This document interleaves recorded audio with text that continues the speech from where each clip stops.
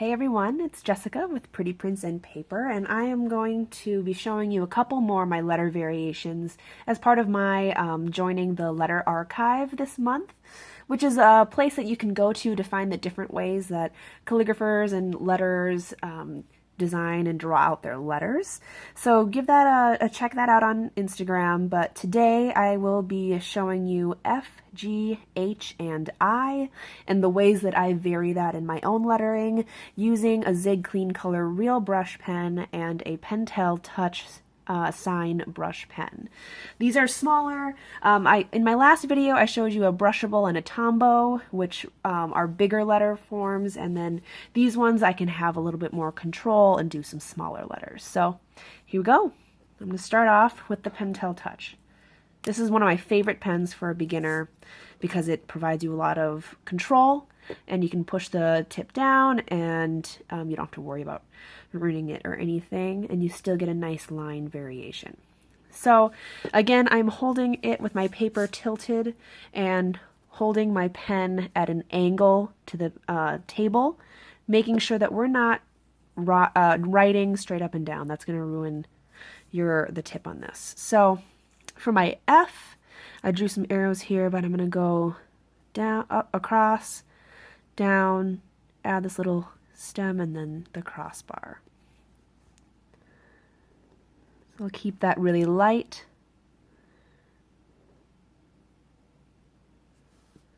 Okay, not my favorite version of an F, but here's another fun one where you can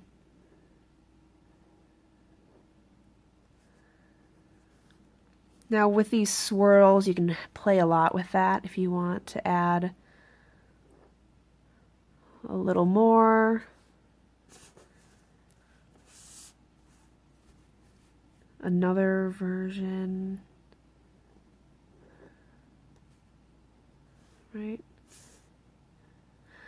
And for the lowercase, there's a couple different ways that I've seen this done. So sometimes there's not even a loop, so it's just a straight down. You see this more in fun brush calligraphy. If you see like Matt or the Tierney Studio, they play around a lot with that. Very simple, straightforward. The traditional F.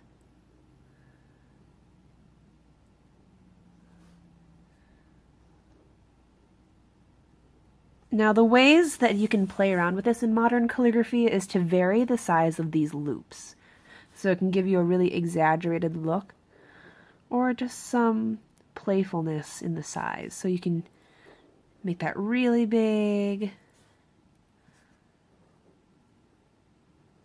or the bottom really, really big. G, this is the classic G I learned in school.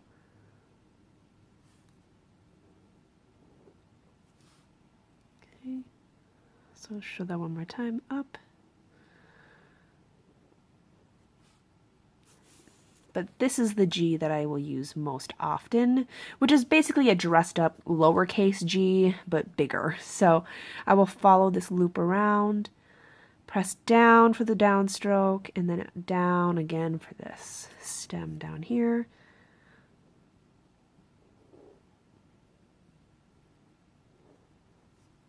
So as you can imagine, you can play a lot with that.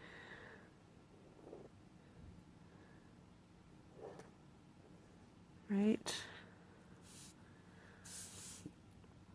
Lowercase g, the more copperplate style, you start with an oval, going down that way, or modern, you can kind of bend this angle a little bit and play around with that look. Or similar to the above, I love this little curly Q flourish. And if the G is on the end of a word, there's so many ways that can go. H's are some of my favorite letters to do as the capital letters. The one I learned in school was this nice little stem and then downstroke with the crossbar. So I'll show you that really quick before I play around with some more variations. And from here you can connect to the next letter, or you can do something as simple as just adding a few curls to your H, or now you can start adding some loops. And then I start to connect some of them. So I'll do this one that I love so much with a little curly Q there.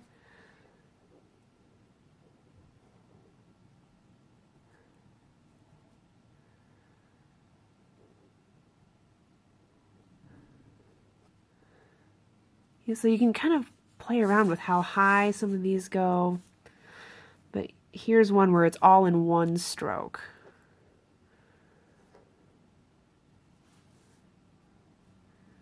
This one's super fun.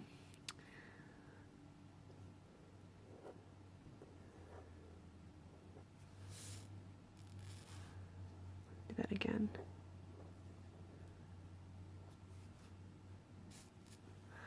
And then the lowercase, you can kind of do the copper plate.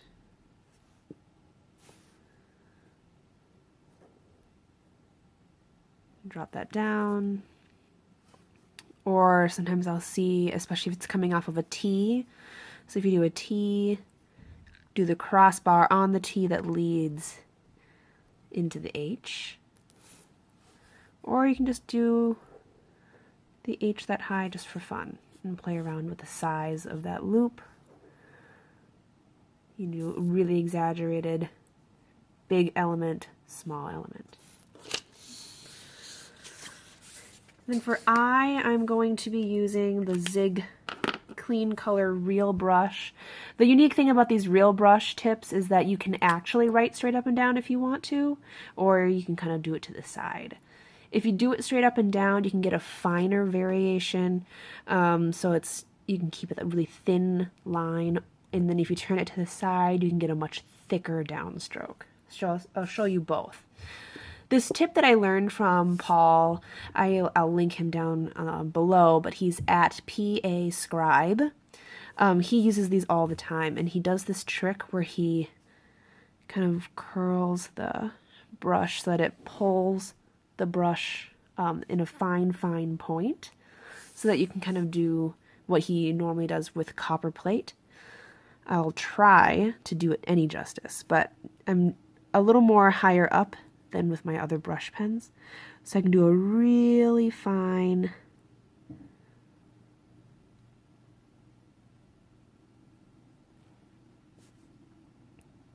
kind of play with the angle of that eye, or if I turn it much on its side,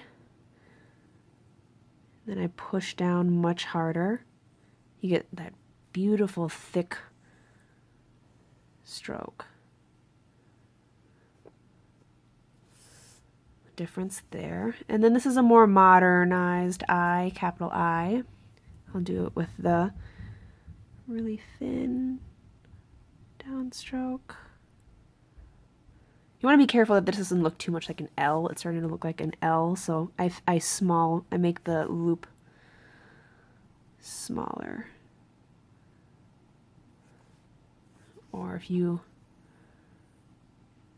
push down. So that's the cool part about the clean color.